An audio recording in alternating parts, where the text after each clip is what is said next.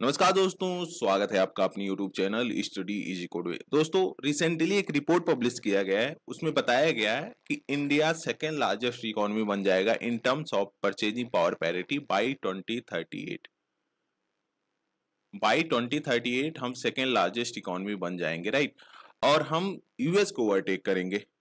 And कहीं ना कहीं ये हमारे लिए काफी बड़ी अचीवमेंट होगी अगर हम देखें तो। यहाँ पे आप देख पा रहे हो, वेरियस न्यूज़पेपर के द्वारा इसे कवर किया गया है। Deccan Herald, India to become world second largest economy by 2038 with 34.2 trillion GDP in purchasing power parity, EY report, right. फिर उसके बाद टाइम्स ऑफ इंडिया का आर्टिकल है, इंडिया में emerge as a second largest economy by 2038, EY report. India में become second largest economy with 34.2 trillion GDP by 2038। Now अभी recent time में देखें तो कहीं ना कहीं 14.7 ट्रिलियन है हमारा, राइट। 14.7 ट्रिलियन है। और बाय 2030 तक कहीं ना कहीं हम अबाउट 20.7 ट्रिलियन हो जाएगा। 2030 तक कहीं ना कहीं हम 20.7 ट्रिलियन डॉलर पे पहुंच जाएंगे। और उसके बाद 2038 तक कहीं ना कहीं 34.2 ट्रिलियन डॉलर तक पहुंच जाएंगे, राइट। तो एक काफी बड़ी अचीवमेंट हो गई इंडिया के लिए अगर हम देखें तो, जहां एक तरफ यूएस के द्वारा हाई टैरिफ लगाए जा रहे हैं इंडिया पे, रशियन ऑयल को लेकर, बेसिकली रशियन ऑयल जो इंडिया इंपोर्ट कर रहा है उसको लेकर हाई टैरिफ लगाया जा रहा है। वहीं पे कहीं ना कहीं एक खुशखबरी आ रही है हमारे लिए कि हम सेकेंड लार्जेस्ट इकोनॉमी बन जाएंगे, ठीक है। परचेजिंग पावर पैरिटी का मतलब देखो ये है कि मतलब ये जो बास्केट ऑफ गुड्स होता है ना, एक कंट्री और दूसरे कंट्री में उसका सेम होता है। लाइक अगर आप एक दूध का पैकेट यूएस में खरीद रहे हो, राइट, ये यूएस हो गया, इंडिया हो गया। अगर आप दूध का पैकेट यूएस में खरीद रहे हो, अगर उसका दाम एक डॉलर है बेसिकली यूएस में, राइट, और इंडिया में 85 रुपी है, तो कहीं ना कहीं आप समझ सकते हो कि दोनों का बराबर है। तो इसके रिस्पेक्ट में हम कंपेयर करते हैं, राइट। आपकी जॉब लगती है यूएस इंडिया में, आप 20 लाख पर मंथ कमा रहे हो, राइट। यूएस में 50 लाख पर मंथ कमा रहे हो, दोनों सेम है, क्योंकि यहाँ पे यूएस में जो कॉस्ट ऑफ लिविंग है बेसिकली काफी ज्यादा है, राइट। तो उस रिस्पेक्ट में हम कहीं ना कहीं कंपेयर करते हैं। जो नेसेसिटी होती है, जैसे हाउसिंग हो गया, लाइक रहने खाने का हो गया, एजुकेशन का हो गया, इस सबको हम कंपेयर करते हैं उससे, राइट। तो उसमें हम सेकेंड लार्जेस्ट इकोनॉमी बन जाएंगे आने वाले टाइम में। और अगर जो मार्केट एक्सचेंज रेट है बेसिकली उसमें देखें तो अभी हमारा प्रेजेंट टाइम में कितना है, 4.19 trillion dollar, right. 4.19 trillion dollar है, जो कि अगर परचेजिंग पावर पैरिटी का देखें तो 14 पॉइंट कितना है, 7 ट्रिलियन डॉलर है।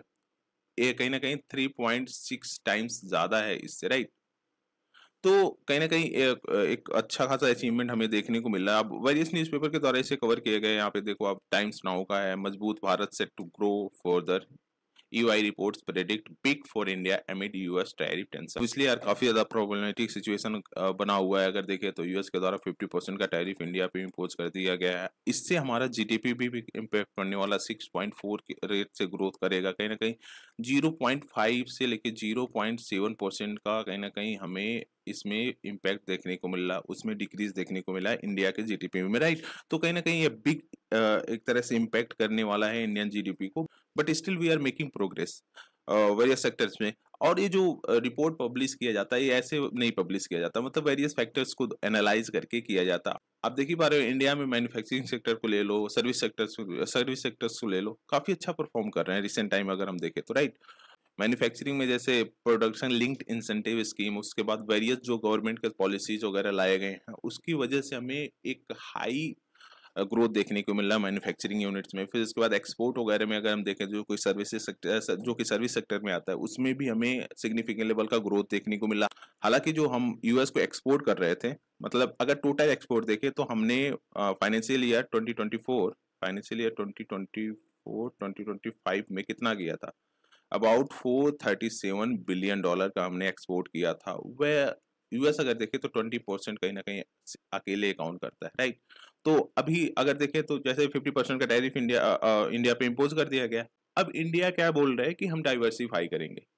ये हमारे लिए कहीं ना कहीं एक काफी बड़ा स्टेप होगा अगर हम डाइवर्सिफाई करते हैं। जैसे साउथ अमेरिकन में, अमेरिका कंट्रीज में, जैसे चिली हो गया, पेरू हो गया, फिर इसके बाद अदर कंट्रीज भी उसमें ले सकते हैं, अर्जेंटीना हो गया, ब्राजील हो गया। ब्राजील वगैरह को तो हम ऑलरेडी एक्सपोर्ट करते हैं, बट जो पेरू है, चिले है, बेसिकली यहाँ पे हम एक्सपोर्ट नहीं करते तो कहीं न कहीं उनसे बातचीत की जा रही है कि जल्दी से कहीं न कहीं एक अदर जो मार्केट है वह ओपन हो हमारे लिए। फिर उसके बाद यूरोपियन यूनियन से हमारा बातचीत चल रहा है कि वहाँ पे जो हमारा एक्सपोर्ट है उसको इंक्रीज़ किया जाए। तो जो ये 20% अकाउंट कर रहा है ना, तो कहीं न कहीं है आगे चल के रिड्यूस हो जाए 10% या फिर 5%, राइट? तो ये काफ़ी बड़ा अचीवमेंट होगा हमारे लिए अगर हम डाइवर्सिफ़ाई कर रहे हैं जो हमारा डिपेंडेंसी है यूएस के मार्केट पे बेसिकली वह रिड्यूस हो जाएगा। और कहीं न कहीं जो यूएस का एक आइडियोलॉजी है, एक तरह से थिंकिंग है कि we are super power, we can impact any economy. मतलब किसी भी इकोनॉमी को हम भी इम्पैक्ट कर सकते हैं, किसी को भी कंट्री को हम झुका सकते हैं, तो वह कहीं न कहीं खत्म हो जाएगा। ऑब्वियसली जब इस पे डिपेंडेंट ही नहीं रहना तो यूएस कुछ भी करे हमें कोई फ़र्क नहीं पड़ता। अभी भी देखें तो कहीं न कहीं यूएस का जो इम्पैक्ट है हमारी कंट्री पे पड़ रहा है, ऑब्वियसली पड़ रहा है। वो वेरियस जो एक्सपोर्ट है वह डाउन हो गए सिग्निफिकेंट लेवल पे, बट हमारी कंट्री के द्वारा ये बोला जा रहा है कि नहीं, हम झुकेंगे नहीं, राइट? हम अदर वे में भी प्रॉफिट कर रहे हैं ना, जैसे रसिया से ऑयल परचेज कर रहे हैं, राइट? रसिया से ऑयल परचेज कर रहे हैं, फिर यहाँ पे इंडिया में रिफाइन कर रहे हैं, फिर उसके बाद सेल कर रहे हैं अदर कंट्रीज में, तो इससे भी तो हमारा प्रॉफिट हो रहा है। अगर हम इसको कट कर दे रहे हैं और यूएस कहीं न कहीं जो टैरिफ वगैरह है उसको रिड्यूस कर दे रहा है या फिर उसको 0% पे ला दे रहा है फिर से, तो इससे क्या होगा?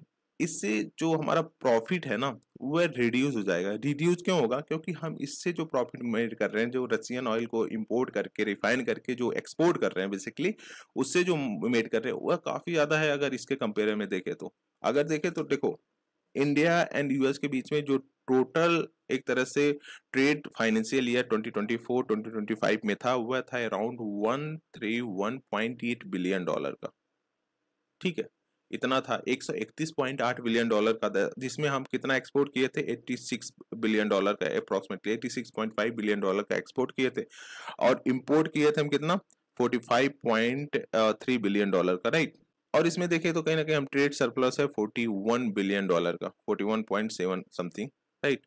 तो कहीं ना कहीं हम इससे सिग्निफिकेंट लेवल पे अर्न कर रहे थे, जो हमारा ट्रेड सरप्लस था अच्छा खासा था। बट अगर इसमें देखें जो हम रशियन ऑयल को इंपोर्ट करके एक्सपोर्ट कर रहे हैं अदर कंट्रीज में, वह भी कहीं ना कहीं एक ह्यूज प्रॉफिट हमें दे सकता है आने वाले टाइम में। ऑब्वियसली काफी सिग्निफिकेंट लेवल पे हम बाई कर रहे हैं, अबाउट 41% 42% हम टोटल जो हमारा ऑयल हम इंपोर्ट कर रहे हैं इंडिया में उसका 41-42% तो हम रसिया से ही बाई कर रहे हैं और काफी चीप रेट में। और अभी आपने देखा था, रिपोर्ट आया था कि उसमें रसिया के द्वारा एक मेजर स्टेप लिया गया था कि 5% का हम और डिस्काउंट देंगे अगर इंडिया ऑयल को परचेज करता है।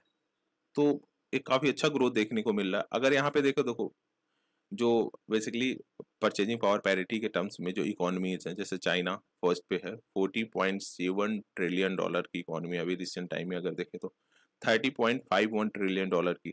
हाँ, बट इसका ग्रोथ थ्री थ्री के अराउंड है, जीडीपी ग्रोथ 3 के अराउंड है। अगर ऐसे बना रहता है तो कहीं ना कहीं इंडिया सरपास कर देगा आने वाले टाइम में 2038 तक यूएस को, राइट? हमने जो मार्केट एक्सचेंज रेट है बेसिकली उसमें अभी जापान को सरपास किया है।